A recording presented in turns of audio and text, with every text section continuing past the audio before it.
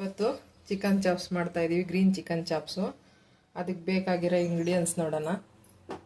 ಕೊತ್ತಂಬರಿ, ಪುದೀನ, ಹುರಿಗಡಲೆ, ಶುಂಠಿ, ಬೆಳ್ಳುಳ್ಳಿ, ಚಕ್ಕೆ ಮತ್ತು ಲವಂಗ, ಕಾಳುಮೆಣಸು, ಈರುಳ್ಳಿ.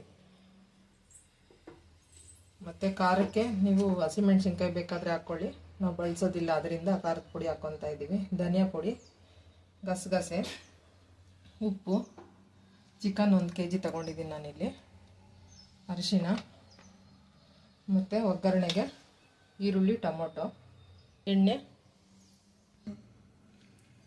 ಈಗ ಸ್ಟವ್ ಮೇಲೆ ಒಂದು ಬಾಣಲಿನ ಇಟ್ಕೊಂಡು ಸ್ವಲ್ಪ ಎಣ್ಣೆ ಸೇರಿಸ್ಕೋಬೇಕು. ಈಗ ಎಣ್ಣೆ ಕಾದಿದೆ. ಈರುಳ್ಳಿ, ಬೆಳ್ಳುಳ್ಳಿ, ಶುಂಠಿ ಎಲ್ಲವನ್ನು ಎಣ್ಣೆಯಲ್ಲಿ ಫ್ರೈ ಮಾಡ್ಕೋಬೇಕು.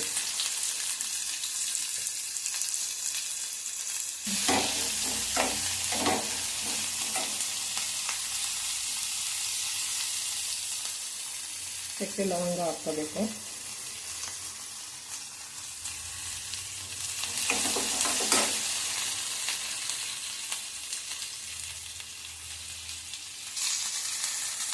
ಮತ್ತು ಕಾಳು ಮೆಣಸನ್ನ ಹಾಕ್ಕೋಬೇಕು.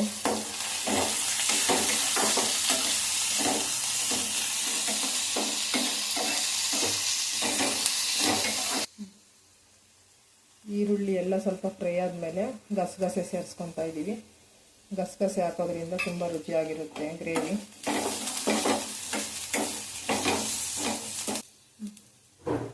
ಈಗ ಪುದೀನ ಮತ್ತು ಕೊತ್ತಂಬರಿನ ಸೇರಿಸ್ಕೊತಾ ಇದ್ದೀನಿ, ಅದು ಕೂಡ ಫ್ರೈ ಮಾಡ್ಕೋಬೇಕು.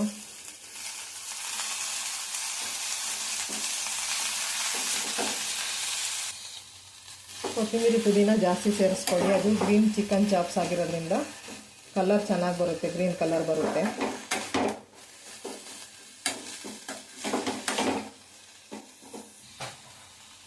ಈಗ ಧನಿಯಾ ಪುಡಿನೂ ಅದಕ್ಕೆ ಹಾಕ್ಕೊಂಡು ಫ್ರೈ ಮಾಡ್ಕೊತಾ ಇದ್ದೀನಿ.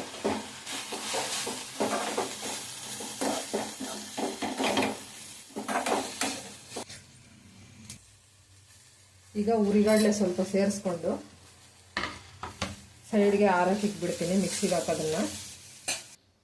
ಈಗ ಕುಕ್ಕರ್ನ ಇಟ್ಕೊಂಡು ಸ್ವಲ್ಪ ಎಣ್ಣೆ ಸೇರಿಸ್ಕೊತಾ ಇದ್ದೀನಿ ಒಗ್ಗರಣೆಗೆ. ಎಣ್ಣೆ ಕಾದ್ಮೇಲೆ ಈರುಳ್ಳಿನ ಹಾಕ್ಕೋಬೇಕು. ಈರುಳ್ಳಿ ಚೆನ್ನಾಗಿ ಫ್ರೈ ಮಾಡ್ಕೋಬೇಕು.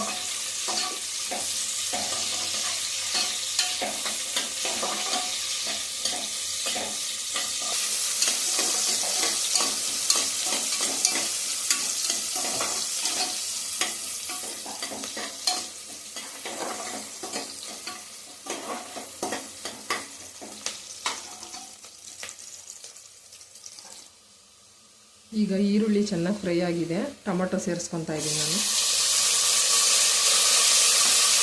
ಟೊಮೊಟೊ ಚೆನ್ನಾಗಿ ಫ್ರೈ ಮಾಡ್ಕೊಳ್ಳಿ. ಯಾವುದೇ ಅಡುಗೆ ಮಾಡುವಾಗ ಮಸಾಲೆಗಳು ಚೆನ್ನಾಗಿ ಫ್ರೈ ಆದರೆ ತುಂಬ ಟೇಸ್ಟಿಯಾಗಿರುತ್ತೆ, ರುಚಿ ಚೆನ್ನಾಗಿ ಬರುತ್ತೆ ಅಡುಗೆಗೆ.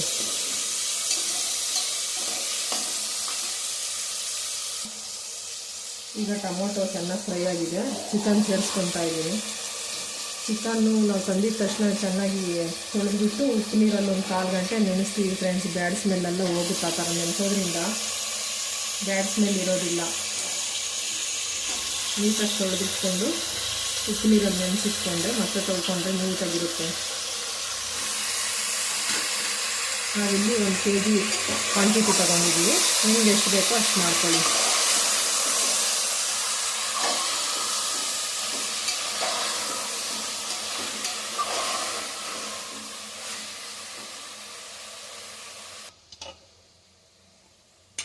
ಈಗ ಸ್ವಲ್ಪ ಖಾರದ ಪುಡಿ ಸೇರಿಸ್ಕೊಂಡಿದ್ದೀನಿ ನಾನು, ಫ್ರೈ ಮಾಡಿರೋದು. ಮಿಕ್ಸಿ ಜಾರ್ಗೆ ಹಾಕ್ಕೊಳ್ಳೋಣ.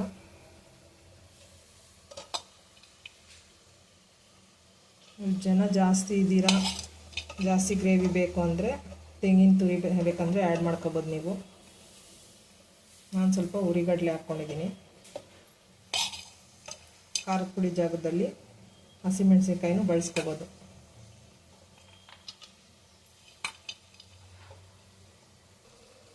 ಸ್ವಲ್ಪ ಫ್ರೈ ಆದಮೇಲೆ ಅರಿಶಿನ ಸೇರಿಸ್ಕೊತಾ ಇದ್ದೀನಿ.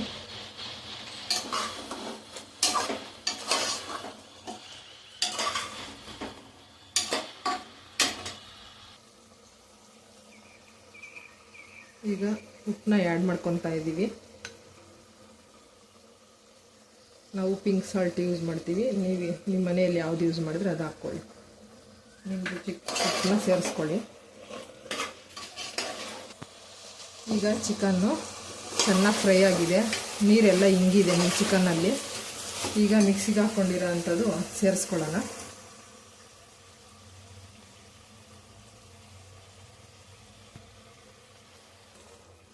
ಮಸಾಲೆನ ಚೆನ್ನಾಗಿ ಫ್ರೈ ಮಾಡ್ಕೊತಾ ಇದ್ದೀನಿ.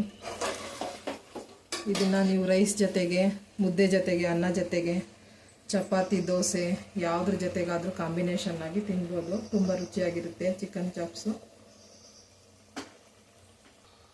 ಮಸಾಲೆ ಚೆನ್ನಾಗಿ ಕುದೀತಾ ಐತೆ ಫ್ರೆಂಡ್ಸ್. ಈ ಥರ ಮಾಡಿಕೊಂಡ್ರೆ ಯಾವಾಗಲೂ ಸಾಂಬಾರೇ ಅಲ್ದಲೆ, ಫ್ರೈ ಸಾಂಬಾರು ಅಲ್ದಲೆ ಈ ಥರ ಒಂದು ಸಲ ಮಾಡ್ಕೊಂಡು ತಿನ್ನಿ.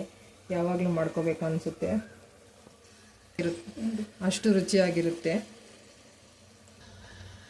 ಈಗ ಎಣ್ಣೆ ಎಲ್ಲ ಮೇಲೆ ಬಿಟ್ಕೊತಾ ಇದೆ, ಚೆನ್ನಾಗಿ ಕುದೀತಾ ಐತೆ ಮಸಾಲೆ ಎಲ್ಲ.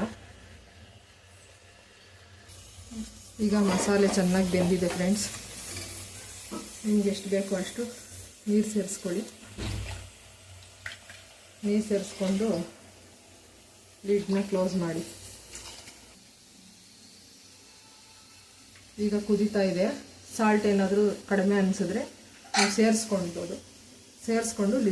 ಕುಕ್ಕರ್ ಲಿಡ್ನ ಕ್ಲೋಸ್ ಮಾಡ್ತಾ ಇದ್ದೀನಿ. ಇವಾಗ ಕ್ಲೋಸ್ ಮಾಡಿ 3 ವಿಸಿಲ್ ಹಾಕ್ಸ್ಕೊತೀನಿ.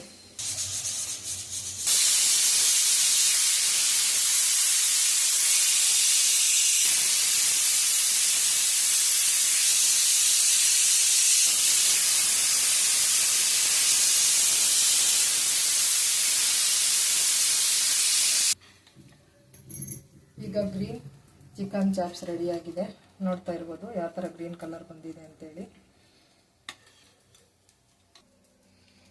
ಈಗ ನಾವು ಪ್ಲೇಟ್ಗೆ ಸರ್ವ್ ಮಾಡ್ಕೊಳ್ಳೋಣ.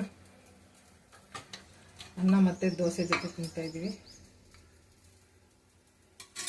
ನೀವೊಂದ್ಸಲ ಮಾಡಿಕೊಂಡು ಟೇಸ್ಟ್ ನೋಡಿ ಹೇಗೆ ಬಂದಿದೆ ಅಂತ ಕಮೆಂಟಲ್ಲಿ ಮಾಡಿ. ಈ ರೆಸಿಪಿ ನಿಮಗೆ ಇಷ್ಟ ಆಗಿದ್ರೆ ಲೈಕ್ ಮಾಡಿ, ಶೇರ್ ಮಾಡಿ, ಸಬ್ಸ್ಕ್ರೈಬ್ ಮಾಡ್ಕೊಂಡು ನೋಡಿ ಫ್ರೆಂಡ್ಸ್ ಮತ್ತು ಫ್ಯಾಮಿಲಿಗೆ ಶೇರ್ ಮಾಡಿ.